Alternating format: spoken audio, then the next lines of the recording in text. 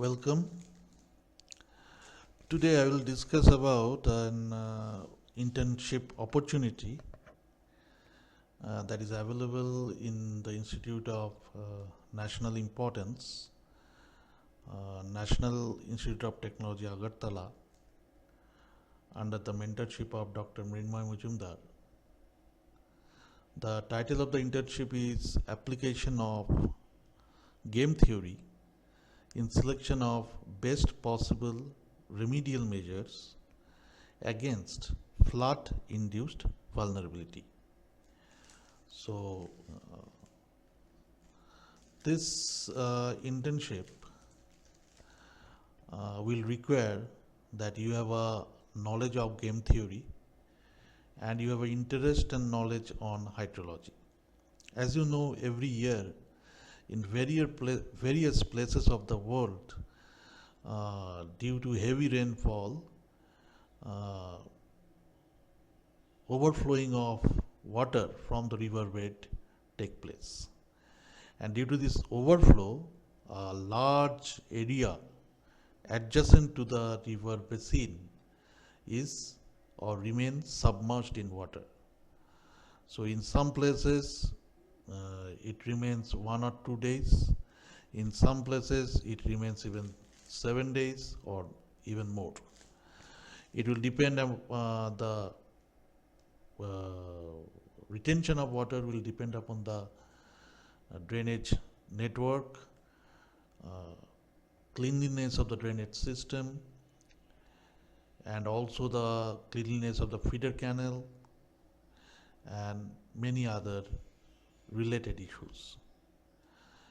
Now, often the government of those areas are confused that which remedial measure they must take to avoid flood-induced vulnerabilities. By flood-induced vulnerabilities, we mean waterlogging of area, submergence of adjacent areas, and all other relevant issues.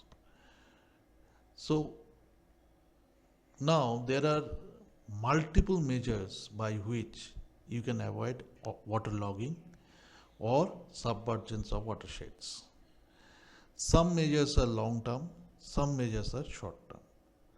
But which measures to take immediately is a big issue, because governments doesn't have lots of fund that they can imbibe or they can implement all the available remedial measures. That is not possible. They always want to implement that remedial measure which is minimum in cost and maximum in efficacy. By efficacy means by implementing that simple method, simple remedial measure, they can solve most of the flood-induced vulnerabilities. For example, if by increasing the height of embankments of the rivers, followed by desiltation of river bed, you can expect that flood water or excess water that is flowing through the river basin, river canal, will not overflow because of the additional space they have got due to this desiltation. And also, if they try to overflow, that increase in the embankments will prevent that water to overflow, because increase in the height of the embankments will also increase the carrying space. So that is why if we implement this remedial measure, then flooding can be avoided. But there can be two issues. The cost of increasing the embankment or desiltation is can be not accepted by your audit, and you know, by desiltation I do not mean that just one time you desilt and forget about the next 5 years and there will be no flooding up then also. That is not the case. Desiltation is a regular phenomenon. I think every year you must desilt your river beds. But the very desiltation activities attract a huge cost. Right? So, again, another thing I want to note is that even if you desilt and increase the embankments, if somehow the flood water comes into the adjacent watershed and your watershed doesn't have any drainage, or it have but defunct drainage it have, or you have insufficient drainage network, then also problem will arise. How the problem will arise? The water will remain there as long as you do not provide a drainage, a space for the water to flow out. Because in most of the cases in urban areas, area of or percentage area of pervious watershed has reduced greatly. Nowadays, due to the settlements, due to the urbanization, due to the conversion of land, most of the areas of a watershed has been converted to impervious area. By impervious I mean the infiltration capacity has been reduced rapidly due to the increase in area of settlements, area of industries, area of cultivated land, etc. So if you do not allow the water to infiltrate, then what you can do? You have to allow the water to flow through the drains. If there is no drainage, then where the water will flow? You will say why it will evaporate out, but it will take a lot of time to for a flood water to evaporate, right? So it may take 7 days, 1 month, etc. So also, if your water is there for a long time, then it will attract diseases, waterborne diseases. It will attract the snakes and frogs and other dangerous reptiles, which can cause damage to the human population living there. And moreover, the public health will be suffered if the water is retained for long time. So that is why providing drainage network is also another issue. But now, if you ask the government to select any one measure, either you increase the embankments, or you do the desiltation, or you do implement drainage network, which one will government select? So this is a very confusing and very tricky but extremely important decision that the authorities need to take. Okay, they cannot allow flood to destroy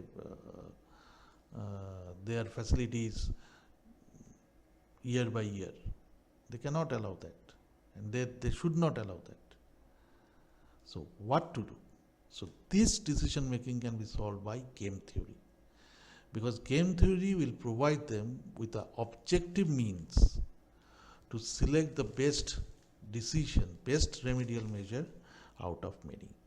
So you must have some amount of knowledge of game theory and of course hydrology. So what should be the probable procedure? I am just quickly going through it, and if you join this internship, the mentor will explain everything to you. Okay.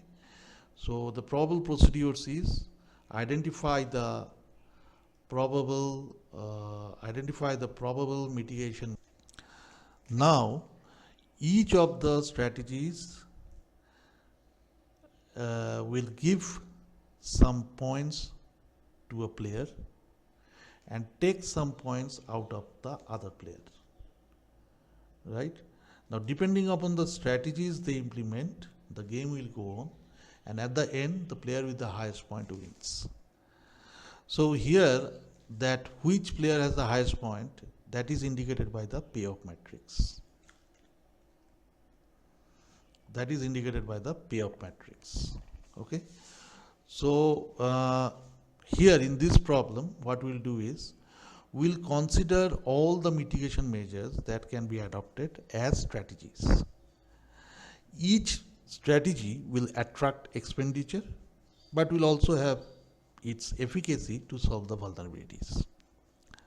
So keeping in view of this, there will be two players. We'll assume that player 1 to be cost, player 2 to be efficiency, or efficacy. Now, for adopting a strategy, that for adopting a mitigation measure, certain points will be gained and lost by each player. So the points gained will be directly proportional to the advantage of each players, and points lost will be directly proportional to the disadvantage of each players.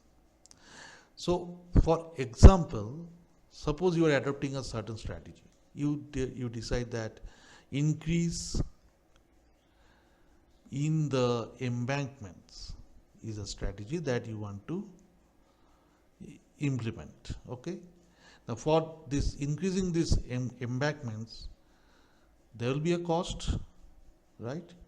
And for increasing these embankments, some number of vulnerabilities will be avoided. So that is represented by efficacy. Now you will convert the cost to a point. Okay, and you will also convert the efficacy to point. Now what will happen? You know, the increase in cost is not a very preferable decision, right? Strategy which attracts huge expenditure, generally it is avoided. So that is why, although in other cases, the point will be directly proportional to the advantage of the player, but for this case, you know, increase in cost is not an advantage of the player cost, right? So you must assign points to a strategy in inversely proportional to the cost of the strategy. Okay, so for this case, cost will be inversely proportional to the point. But in this efficacy, it is not the case. More the vulnerabilities you can solve, more points you can give. So this will be directly proportional. Now you can make a scale and then you can assign it. That is all. All these details you can learn if you attend the internship. I am just giving an idea, nothing else. Okay. So if so now what we are talking about is, so for increase in cost, points will be assigned in an inverse manner, inversely proportional manner. For increase in efficacy, points will be assigned in a directly proportional manner. But the thing is that when you are implementing this strategy, and suppose you will assume that one of the pair is implementing it, so suppose a cost is implementing it, then for cost the points will be added, but for efficacy points will be deducted, and it is mentioned by a notation like this: y is the point, and for efficacy x is the point of cost, right? So as cost is the main player here, so cost is gaining this point, and as efficacy is the second player, it is losing that point. So in the beginning you have to decide which one of your player is the main player. Main player means the player that will first take an action. Okay, so in the numerical terms they denote this main player as player 1 and the another player as player 2. So always player 1 take an action, and as a reaction player 2 do something for the to rebut the action taken by the player 1. player to do something. Okay, so plus will indicate that cost is the player 1, minus will indicate that efficacy is the player 2. Okay, so this is not about plus minus, but this is about indicating who is the player that you have assumed as player 1. Okay, so like this way you will create the payoff matrix. As you know, the payoff matrix is created like this. Say this column of the matrix is reserved for player 2, and row of the matrix is reserved for player 1. Now one by one, this A, B, C, D, E, F, all these will be the strategies. Okay, so for each strategy of player 1, each strategy player 2 can take A, B, C, D, multiple strategies. Okay, so if player 1 is taking this strategy A, and A has a point of say X, then for this row, for player 1, X will be there. But for player 2, there will be different points. Correct? Because A to A, XY, A to B, X, Y1, A to C, Y2, A to D, Y3, and so on. And for each Y, this minus sign will be given. Okay? So in this manner, when you finish making the payoff matrix, then the cell that after then what we will do is we will apply Nash equilibrium. And this method, what they will do is they will try to find the maximum value from row. Each row has a maximum value, correct? And each column has a minimum value. Okay? The cell with the maximum row value and minimum column value will indicate the optimal strategy. So suppose this cell means column and row intersection. So the cell which will have maximum value of row and minimum value of column will be the best strategy. So if this is the cell, then B is the best strategy. If this is the cell, then D is the best strategy, and so on.